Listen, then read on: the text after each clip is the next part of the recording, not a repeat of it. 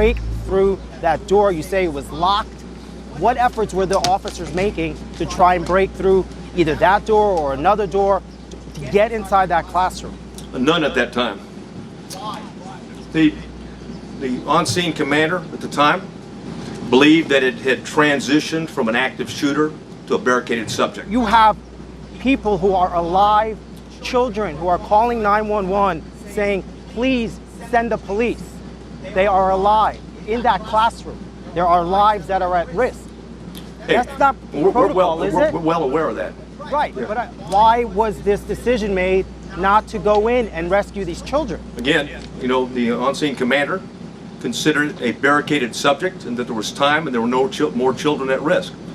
Obviously, you know, based upon the information we have, there were children in that classroom that were at risk, and it was, in fact, still an active shooter situation and not a barricaded subject.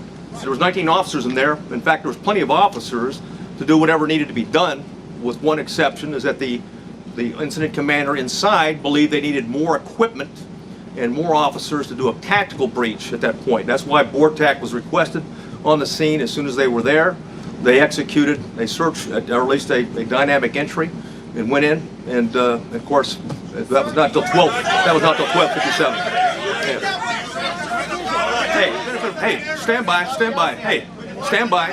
Hey, stand by. All right. I got it. Okay, I got it.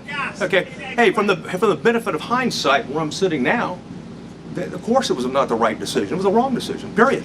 There's no excuse for that. But again, I wasn't there, but I'm just telling you, from what we know, we believe there should have been an entry at that as soon as you can. Hey, when there's an active shooter, the rules change. It's no longer, okay, it's no longer a barricaded subject. We don't have time. You don't worry about outer perimeters. And by the way, Texas embraces active shooter training, active shooter certification, and that doctrine requires officers, we don't care what agency you're from, you don't have to have a leader on the scene. Every officer lines up, stacks up, goes and finds where those rounds are being fired at and keeps shooting until the subject is dead, period. We're now seeing the killer's last selfie and his chilling final message. I'ma go shoot up at elementary school right now. Salvador Ramos sent the warning to a 15-year-old German girl who goes by the screen name Cites. He met her just 2 weeks ago on a little-known social network app for teens based in France called Ulvade.